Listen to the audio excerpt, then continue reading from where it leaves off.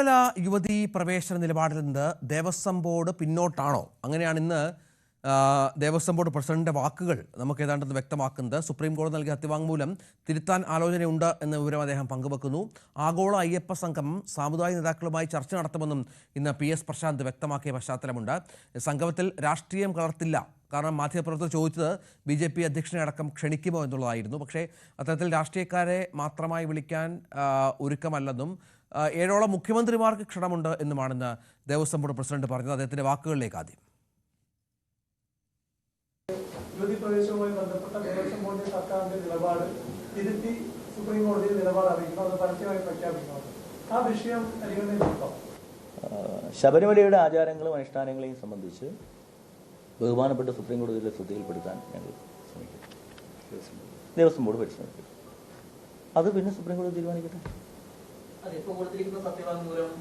ഞങ്ങൾ പറഞ്ഞല്ലോ അതുമായി ബന്ധപ്പെട്ട് നിയമവിദഗ്ധരുമായി കൂടി ആലോചിച്ച് ശബരിമലയിലെ ആചാരാനുഷ്ഠാനങ്ങൾ നമുക്ക് ബഹുമാനപ്പെട്ട സുപ്രീം കോടതിയെ ബോധ്യപ്പെടുത്താൻ ബോർഡ് പരിശ്രമിക്കും. അതാണ് സാഹചര്യം. BV അരുൺ വിവരങ്ങൾ പങ്കുവെക്കും. അരുൺ, അല്പം വ്യത്യാസമുണ്ട് പഴയ നിലപാടിൽ നിന്ന്. കാരണം ആഗോള അയ്യപ്പ സംഗമം എന്ന വലിയൊരു പരിപാടിയിലേക്ക് സർക്കാർ കടക്കുകയാണ്. അതിൻ്റെ പശ്ചാത്തലത്തിൽ നേരത്തെ നിശ്ചയിച്ചിരുന്ന അല്ലെങ്കിൽ തീരുമാനമെടുത്തിരുന്ന പല കാര്യങ്ങളിൽ നിന്നും പുറകോട്ട് പോകേണ്ടി വരും. വിശ്വാസികൾ ഇപ്പോൾ വലുതാണ് CPM-ന്. ആഗോള അയ്യപ്പ സംഗമത്തിൽ രാഷ്ട്രീയ പാർട്ടി നേതാക്കളെ ക്ഷണിക്കില്ലെന്ന സൂചനയാണ് ദേവസ്വം ബോർഡ് പ്രസിഡന്റ് നൽകുന്നത്. Thiruvithamkoor Devaswom board president PS Prashant പറഞ്ഞത് അത്തരം കാര്യങ്ങൾ തീരുമാനിച്ചിട്ടില്ല എന്നതാണ്. സംഗമത്തിൽ ആഗോള അയ്യപ്പ സംഗമത്തിൽ രാഷ്ട്രീയം കലർത്താൻ ആലോചിക്കുന്നില്ല എന്നും എന്നാൽ കേന്ദ്രമന്ത്രിമാരുൾപ്പെടെ ക്ഷണിക്കുമെന്നും തിരുവിതാംകൂർ ദേവസ്വം ബോർഡ് പ്രസിഡന്റ് വ്യക്തമാക്കി. BJP സംസ്ഥാന അധ്യക്ഷനെ ആഗോള അയ്യപ്പ സംഗമത്തിലേക്ക് ക്ഷണിക്കുമെന്ന ചോദ്യത്തിനായിരുന്നു PS പ്രശാന്തിൻ്റെ മറുപടി. വലിയ ഒരുക്കങ്ങളാണ് ഇതുമായി ബന്ധപ്പെട്ട് ഇപ്പോൾ മുന്നോട്ട് പോകുന്നത്. സ്പോട്ട് രജിസ്ട്രേഷൻ അല്ല, വെർച്വൽ ക്യൂ സൈറ്റ് വഴിയാണ് രജിസ്ട്രേഷൻ നടക്കുക. സ്പീക്കർ, പ്രതിപക്ഷ നേതാവ്, ദേവസ്വം മന്ത്രി ഇവരെ മുഖ്യ രക്ഷാധികാരി ആക്കിക്കൊണ്ടുള്ള ഒരു കമ്മിറ്റിയാണ്, സ്വാഗത സംഘ കമ്മിറ്റിയാണ് രൂപീകരിച്ചിരിക്കുന്നത്.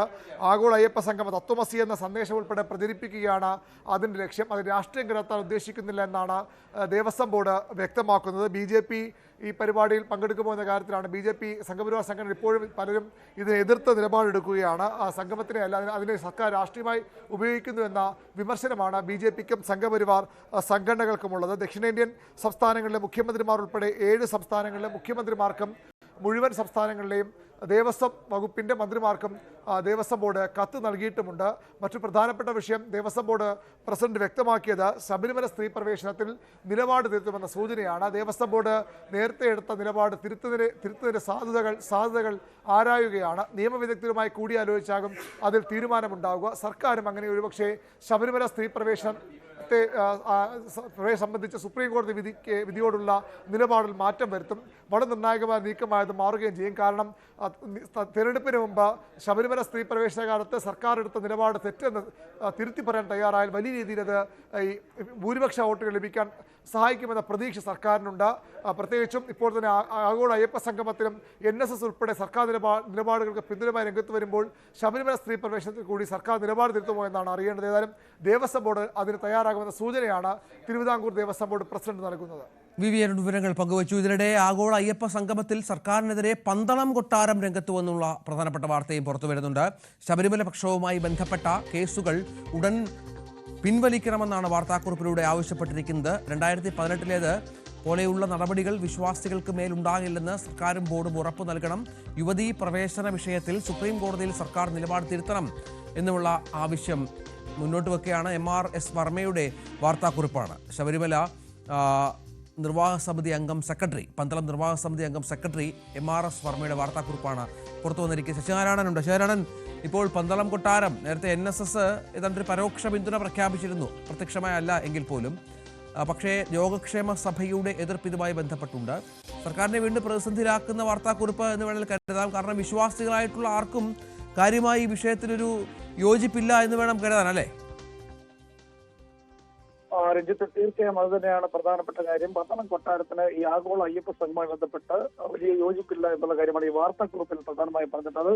കൊട്ടാര നിർവാഹക സമിതിയുടെ ഒരു കൃത്യമായ കമ്മിറ്റി കൂടിയ ശേഷമാണ് അവർ അത്തരത്തിലൊരു വാർത്താക്കുറിപ്പ് പുറത്തിറക്കിയിട്ടുള്ളത്. ഇത് പ്രധാനമായും വിമർശനം പറയുന്നത് ഈ അയ്യപ്പന്മാർക്ക് ഈ ആഗോള അയ്യപ്പ സംഗമം കൊണ്ട് എന്തുണ്ട് ഗുണം എന്നുള്ള കാര്യം ചോദിക്കുന്നു. രണ്ടാമത് ശബരിമല പ്രശ്നവുമായി ബന്ധപ്പെട്ട കേസുകൾ ഉടൻ പിൻവലിക്കണം. 2018 പോലെ തന്നെ വിശ്വാസികൾക്ക് മേൽ ഈ സർക്കാരും ബോർഡും നടപടികൾ ഉണ്ടാവില്ല. അതായത് സ്ത്രീ പ്രവേശനം അടക്കമുള്ള കാര്യങ്ങളിൽ സർക്കാർ എടുത്ത നിലപാടിലുള്ള കടുത്ത അമർഷം രേഖപ്പെടുത്തിക്കൊണ്ടാണ്. അതെല്ലാം പിൻവലിക്കാൻ സർക്കാർ തയ്യാറാവണം എന്നുള്ള കാര്യം കൂടി പറയുന്നു.